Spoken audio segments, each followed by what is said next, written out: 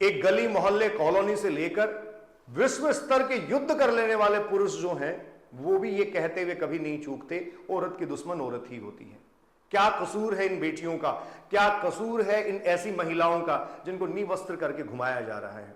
दोस्तों नमस्कार। भारत का पूर्वोत्तर करीब 22,347 स्क्वायर किलोमीटर एरिया में फैला और पूर्वोत्तर में शान से खड़ा मणिपुर, जिसकी राजधानी इम्फाल है, बहुत दिनों से जल रहा है। 3 महीने से हर एक इंसान की आत्मा में जैसे आग लगा दी गई हो, हर एक इंसान के जेहन में वैमनस्य की भावना पैदा कर दी गई हो, इस प्रकार से वहां के हालात बने हुए हैं। और भारत की राजनीति और भारत के नेता सदैव अपने शर्म की पराकाष्ठा लिए हुए जो जैसे बयान देते आए हैं, जैसी बात करते आए हैं, वैसे करते रहे हैं।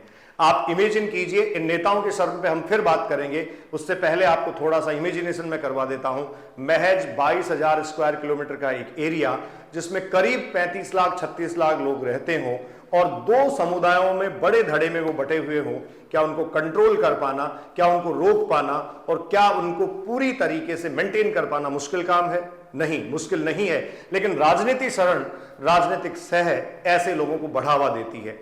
ये हालात इसलिए लगातार बद से बदतर होते जा रहे हैं। राजस्थान में कोई घटना होती है तो कांग्रेस नीति सरकार अपना पल्ला झाड़ लेती है और भाजपा उस पर ताने कसती है, और भाजपा के राज्य में अगर कहीं कोई घटना होती है तो कांग्रेस उस पर चढ़ाई कर देती है। ये हमारे नेताओं की तू तू मैं और इधर उधर की बातें और आरोप मढ़ने वाली राजनीति के कारण ऐसा हुआ है। भारत के यशस्वी प्रधानमंत्री जो दुनिया भर में विदेशी दौरों के लिए फेमस हैं, इस घटनाओं के दौरान भी खूब विदेशों में घूमते रहे।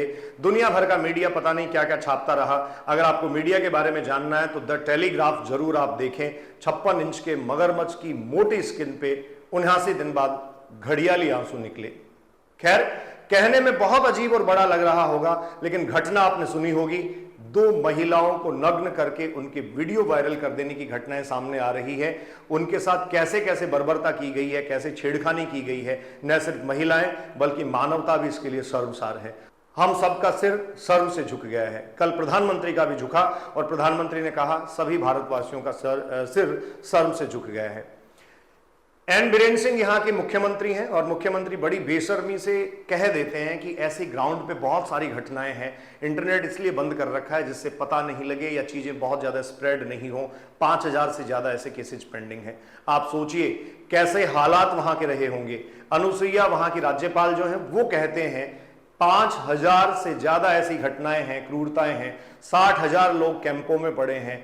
आप सोचिए कैसे वहां के हालात रहे होंगे। 2 समुदाय क्यों एक दूसरे के खून के प्यासे हो रहे हैं? 2 समुदाय क्यों एक दूसरे को खत्म कर देना चाहते हैं? मतई समुदाय अपने आप को आदिवासियों का दर्जा दिलवाकर वहां की पहाड़ों की संपदा और संपत्ति हासिल करना चाहता है, और कुकी समुदाय अपने आदिवासी तमगे को नहीं छोड़ते हुए अपने जंगलों को, अपने पहाड़ों को नहीं छोड़ना चाहता। एक मणिपुर की घटना अकेली नहीं है। भारत में अनेकों ऐसी घटनाएं होती हैं जिसमें राजनेता और राजनीतिक पार्टियों के लोग अपनी जरूरत और समझ के हिसाब से स्टैंड लेते हैं। वो अपने राजनीतिक फायदे और नुकसान के हिसाब से उस पर टिप्पणी करते हैं। चाहे भारत में पहलवान बेटियों की बोलने की बात हो तो बहुत देर बाद जाके और बहुत दूर जाके ये बात उठती है कि भारत के प्रधानमंत्री नहीं बोलते, भारत की राजनीतिक पार्टी जो भाजपा सत्ता में है उसके लोग नहीं बोलते, केंद्र में जो सरकार में है वो लोग नहीं बोलते, कांग्रेस उस समय मुखर हो जाती है। लेकिन आपको मैं याद दिला दूं, राजस्थान में भी इसी प्रकार से बर्बरता पूरक कृत्य हुए, जिनमें जोधपुर की एक यूनिवर्सिटी में रेप केस हुआ और इसके अलावा एक 7 महीने की बच्ची के साथ दुष्कर्म हुआ। उसमें कांग्रेस सरकार थोड़ा सा अपने आप में चुप्पी साध लेती है, लीपापोती करती है और भाजपा मुखर हो जाती है। तो क्या इन लोगों के मुखर और प्रखर होने के साथ साथ उनके हिसाब से हम भी ऐसा ही करने लगे हैं? निश्चित तौर पर मुझे लगता है हम ऐसे ही हो गए हैं, और ये इसलिए हो गए हैं क्योंकि हमें असंवेदन बनाया गया है, असंवेदनशील हमें बनाया जा रहा है। हमारी संवेदनाओं का लगातार कत्ल किया जा रहा है, गला घोटा जा रहा है। इतना आसान नहीं होता किसी भी मुद्दे पे अपने आप को चुप रख लेना। मैं कुछ दिनों से ये सोच रहा था कि ये सब घटनाएं जो हैं, इसका मेरे जैसे इंसानों का कोई वश इस घटनाओं में नहीं है। ऐसी जो चीजें हैं वो लगातार हो रही हैं, लेकिन फिर भी मुझे लगा कि अपनी आत्मा में जो भरा है, जो क्रोध है, जो गुस्सा है, जो खीज है, जो द्वंद है, उसको अगर बाहर नहीं निकालूंगा, नहीं बोलूंगा तो कम से कम घुट तो जाऊंगा। घुटने से बेहतर है बोलना चाहिए आपको। बोल के लब आजाद हैं तेरे।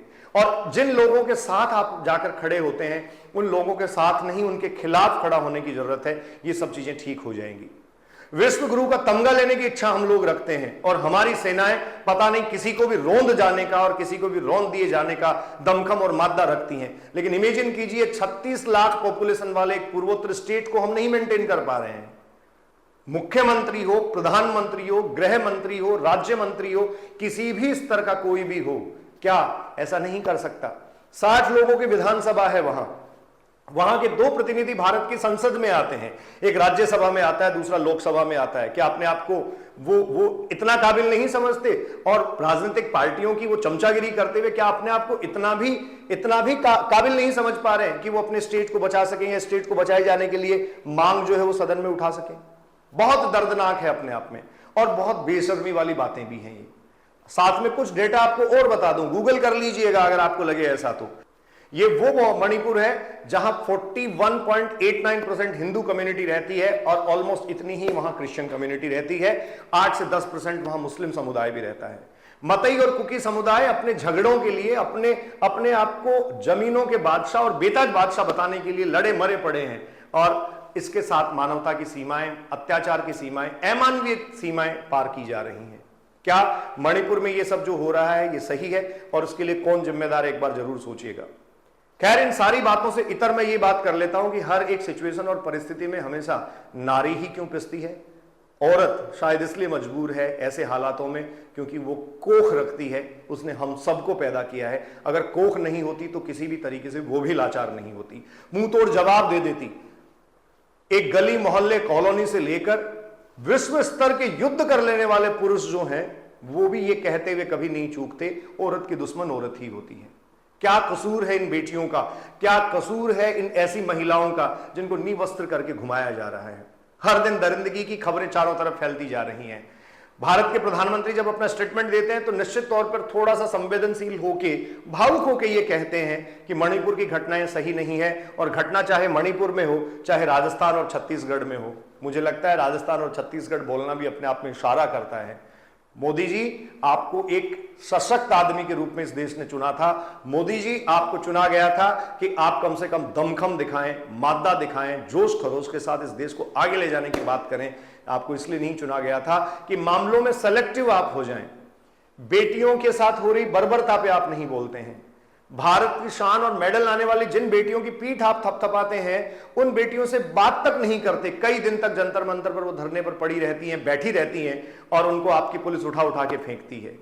इस भारत के किसान जिसको आप अन्नदाता कहते हैं उनको बुरी तरीके से सड़कों पर रौंदा जाता है। ऐसे लोग जो ये सब कर रहे हैं वो आपकी कैबिनेट में बैठे हैं। ऐसे सब लोग जो ऐसा कर रहे हैं वो आपकी पार्टी के लोग हैं। कैसे आपको नींद आती होगी? खैर, सही बात है, यही कहा जा रहा है कि प्रधानमंत्री सोते बहुत कम है, तो मुझे लगता है विचार करते होंगे और विचारणीय ये है भी उनको नींद नहीं आनी चाहिए। आपको तथ्य और बता दूं, सीबीआई से समन प्राप्त करने के बाद बहुत सारे केसेज में सजा एक तरीके से निर्धारित होने के बाद राम रहीम जैसे व्यक्ति इस देश में 7 साल में कई बार पैरोल पे आ जाते हैं। 30-30 दिन की पैरोल मिलती है। एक छोटे से अपराध कर देने वाले आदमी को यहां बहुत अमानवीय तरीके से ट्रीट किया जाता है। राम रहीम को पैरोल मिलती है क्योंकि राजनीतिक पार्टियों को फायदा है। पिछले टाइम ही आपने सुना होगा, चुनाव के समय में ऐसे लोगों को पैरोल इसलिए मिल जाती है क्योंकि राजनीतिक दलों के आका हैं ये लोग और हम सब इनके पिछलग हूं। बहुत शर्मसार हूं, बहुत अपने आप में उद्वेलित और आंदोलित हूं, लेकिन किया कुछ नहीं जा सकता। कहा जा सकता है, कहना बंद मत कीजिए, बोलते रहिए। बोल की लब आजाद है तेरे, बोल की जुबा तेरी अपनी है। मैं MM बलडोदिया अभिव्यक्ति के माध्यम से आपसे मुखातिब हो रहा था। बहुत बहुत धन्यवाद। नमस्कार।